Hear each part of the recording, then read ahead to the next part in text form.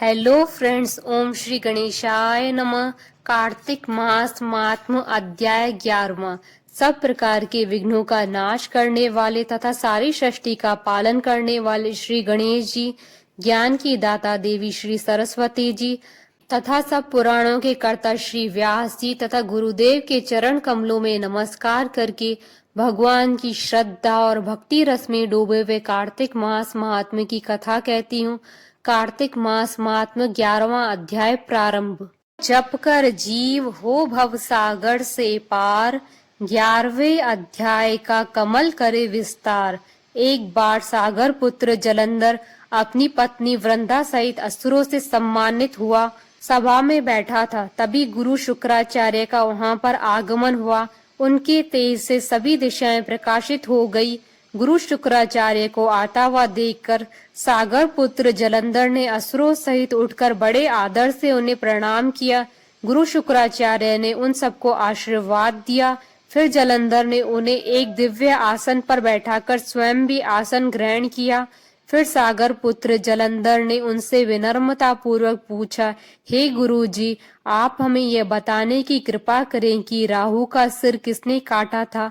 इस पर दैत्य गुरु शुक्राचार्य ने विरोचन पुत्र हिरण्याकश्यप और उनके धर्मात्मा पौत्र का परिचय देखकर देवताओं और असुरों द्वारा समुद्र मंथन की कथा संक्षेप में सुनाते हुए बताया कि जब समुद्र से अमृत निकाला तो उस समय देव रूप बनाकर राहु भी पीने बैठ गए। इस पर इंद्र के पक्षपाती भगवान विष्णु ने राहु का सिर काट डाला। अपने गुरु के मुख से इस प्रकार के वचन सुनकर जलंधर के क्रोध की सीमा न रही। उसके नेत्र लाल हो गए। फिर उसने अपने धमसर नामक दूत को बुलाया और उसे शुक्राचार्य द्वारा सुनाया गया वृतांत सुनाया। तत्पश्चात उसने धमसर को आज्ञा दी कि तुम शीघ्र ही इंद्रपुरी में जाकर इंद्र को मेरी शरण में लाओ। धमसर जलंधर का बहुत ही आज्ञाकारी व निपुण दूत था।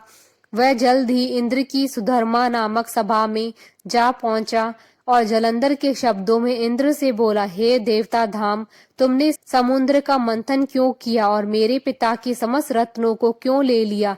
ऐसा करके तुमने अच्छा नहीं किया। यदि तू अपना भला चाहता है तो उन सब रत्नों और देवताओं सहित मेरी चरण में आ जा, अन्यथा मैं तेरे राज्य को ध्वंस कर दूंगा। इसमें कुछ भी मिथ्या नहीं है। इंद्र बहुत ही विस्मित हुआ और कहने लगा, पहले मेरे भय से सागर ने सब पर्वतों को अपनी कुक्षी में क्यों स्थान दिया और उसने मेरे शत्रु दैत्यों की क्यों रक्षा की। इसी कारण से मैंने उसके सब रत्न हरण किए हैं। मेरा द्रोही सुखी नहीं रह सकता, इसमें संदेह नहीं। इंद्र की ऐसी बातें सुनकर वह दूत शीघ्र ही जलंधर के पास आया और सब बातें कह सुनाई। उसे सुनते ही वह दैत्य क्रोध के मारे अपने ओष्ठ फड़फड़ाने लगा और देवताओं पर विजय प्राप्त करने के लिए उसने उद्योग आरंभ किया। फिर तो सब दिशाओं पाताल से करोड़ों करोड़ों दैत्य उसके पास आने लगे। शुंभ निशुंभ आदि करोड़ों सेनापतियों के साथ जलंधर इंद्र से युद्ध करने लगा। शीघ्र ही इंद्र के नंदन वन में उसने अपनी सेना उतार दी। वीरों की शंख ध्वनि और गर्जना से इंद्रपुरी गूंज उठी। अमरावती छोड़कर देवता उससे युद्ध करने लगे। भयानक मार काट हुई। असुरों की गुरु आचार्य शुक्र अपनी मृत संजीवनी विद्या से और देवगुरु बृहस्पति द्रोणागिरी उसे औषधि लाकर जिलाते रहे। इस पर जलंधर ने क्रुद्ध होकर कहा कि मेरे हाथ से मरे हुए देवता जी कैसे सकते हैं, जिलाने वाली विद्या तो आपके पास है। इस पर शुक्राचार्य ने देवगुरु द्वारा द्रोणाचार्य से औषधि लाकर देवताओं को जिलाने की बात कह दी। यह सुनकर जलंधर और भी कुपित हो गया। फिर शुक्राचार्य ने कहा, यदि शक्ति हो तो द्रोणागिरी को उखाड़कर समुद्र में फेंक दो, तब मेरे कथन की सत्यता प्रमाणित हो जाएगी। इस पर जलंधर कुपित होकर जल्द ही द्रोणागिरी पर्वत के पास पहुंचा और अपनी भुजाओं से पकड़कर द्रोणागिरी पर्वत को उखाड़कर समुद्र में फेंक दिया। यह तो भगवान शंकर का तेज था, इसमें जलंधर की कोई विचित्रता नहीं थी। तत्पश्चात यह सागर पुत्र युद्ध भूमि में आकर बड़े तीव्र गति से देवताओं का संहार करने लगा। जब द्रोणाचार्य जी औषधि लेने गए तो द्रोणाचल को उखड़ा हुआ शून्य पाया।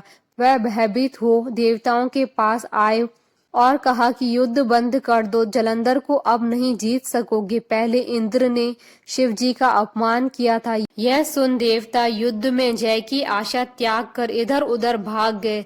सिंधु सुत निर्भय हो अमरावती में घुस गया। इंद्र आदि सब देवताओं ने गुफाओं में शरण ली। इति श्री कार्तिक महात्म 11वां अध्याय संपूर्ण।